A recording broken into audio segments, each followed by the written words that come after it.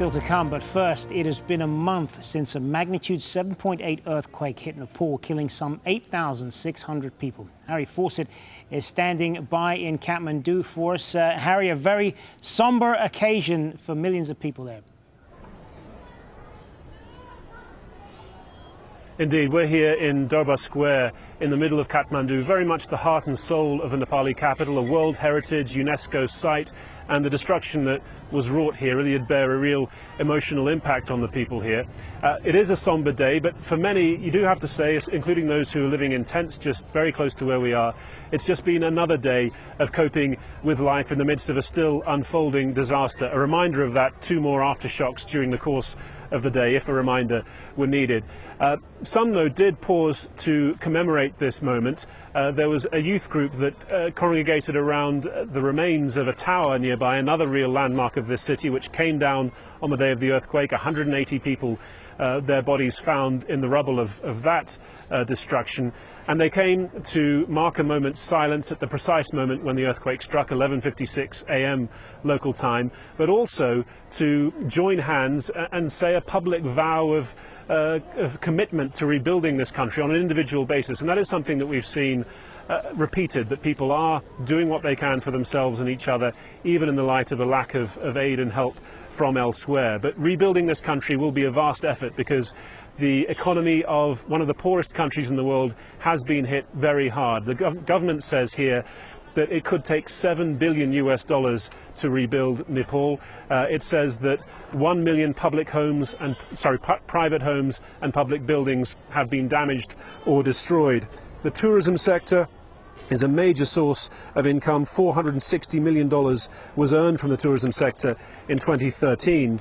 But now the climbing routes have been closed, many hotels have been damaged, and the UN says half of historical sites have been reduced to rubble. Other sectors, service sector, agriculture, health, education, they've also been hit. And all of this is compounded by what critics have long held to be the inadequacy of the government here. Poor governance, high levels of corruption, meaning that already there was a bad situation here from which Nepal had to try to respond to this, and there was criticism of the pace of the response and the coordination from the government and other agencies that were trying to get aid to the people that needed it. These were points that I put to the Information Minister, Minendra Rijal, and he said that they did recognise that there had been such failings and that they would have to step up to respond to them.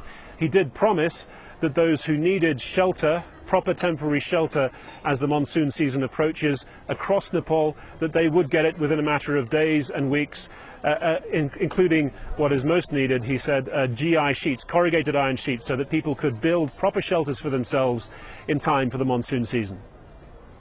In just about a month, we should be able to provide money for people to buy GI sheets and be able to assure supply of GI sheets for the people who need, and then help them rebuild temporary shelter. What I'm basically saying is the handing out cash is going to start in just about a day or two. Now, where some of that need is at its most is in the Sindhu Palchok district, which was very, very badly hit. 95% of villages all but razed to the ground. My colleague Andrew Simmons went there a week after the quake. He met a young girl called Reshma who was waiting for news about her mother and her brother who were trapped in the ruins of the family home. That news was not good. They had both been killed. Andrew went back there to see how Reshma and her family were coping. The lush greenery of Sindhu Palchok can't hide the pain.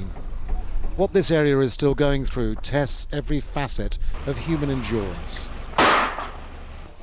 This is what passes as an aid handout, some shelter. The path they're following is the one taken a month ago by a mother and her baby who were buried in this rubble. For 3 days, the family watched as the search continued. Reshma Shrestha kept clinging to the hope that her mother and baby brother were alive. Her grandmother feared the worst. And when the bodies were found, there was no dignity, just a crowd watching an earth mover take the bodies past the family. A father who couldn't face up to what had happened, and his daughter distraught. They went through the traditional 13 days of mourning, but they struggled to find comfort. This is a homeless family finding it hard to rebuild its spirits. I'd love to get my life back, but the repeated tremors have affected the mental state of everyone in the village. It's not just me with my loss. It's difficult to think of a plan to rebuild. We fear another earthquake. Reshma looks to her grandmother instead of her mother now, but what was left of her childhood may have also gone with her loss. Reshma's helping you out. She makes sure Grandma takes her medication. We don't have a home, and we're compelled to live like this. The rains are coming, and I don't know who will help us. Reshma also makes sure the livestock next door are fed on time. There's little difference between the animal shelter and what has to serve as a family home these days. Neighbours are determined to change that, though. Some are demolishing what used to be their homes. Self-help is the only commodity in good supply. The new building materials provided are being put to good use, but it's only temporary shelter. Reshma's father, Resham, knows hard work is ahead of him, but he has to rebuild his life before dealing with the fabric that will support it. This is Resham's parents' house. It was rebuilt after the 1934 earthquake, and it's going to have to be rebuilt again because of structural damage. This is his uncle's home next door, and that also needs a rebuild. While this is Resham's house. The entire second floor has collapsed, and it's going to have to be demolished and rebuilt. A close family, their homes in ruins. Yet they do have the inner resolve to rebuild. There are bound to be moments when Resham can't see a future. She has the support and warmth of a large extended family, though. And every one of them is determined to overcome the destruction and loss. Andrew Simmons, Al Jazeera, Sangha Chowk, Nepal. Well, the challenge facing Reshma and children across this country also includes education and therefore their life chances in the future. The government wants schools to reopen next Sunday, but acknowledges many schools won't be ready and many children won't be ready to go back to class either, as my colleague Fez Jamil reports. Nepal's Dholaka district has a picture-perfect landscape. Or at least it did before the earthquake. Nothing has been spared. Homes, hotels, and schools. This one housed more than 100 primary students from the area. Before the May 12th aftershock damaged these buildings, this school was already in need of money for a new boundary wall, equipment, and furniture. So the head teacher isn't sure of when or if the government will come through with the money to rebuild the place from scratch. The monsoon rains are coming next month. Then no one can do anything. The international community will have to keep pushing the government to make sure they use the money to rebuild schools. Given the lack of government funding before the quake, he's not counting on it. But the Education Ministry says they're already working on a plan. Some schools will need to be redesigned, while others will have to be moved to safer spots. It's hard to say, but it will cost tens of millions of dollars to rebuild all the damaged schools. Getting the schools ready, even temporary ones, is one thing, but preparing students to come back is something different, as most have been too busy dealing with the aftermath of the earthquake to focus on school. Up the road from where his home used to stand, 18-year-old Prabin Gurung left his school in Kathmandu after April's quake. May's aftershock destroyed his home and the books he brought to study for exams. Following the aftershock, I haven't been able to concentrate on my studies. The tremors keep happening. There is no time to study even if I wanted to. In Kathmandu, some schools are ready to reopen, but the books and uniforms of some students are buried under the rubble of their homes. Without them, they can't attend classes, and they don't believe that's fair. I have dreams like anyone else, to study and take care of my family. But once my school opens, I won't be able to go. It's not a good feeling, but there's nothing I can do. Life has never been easy here.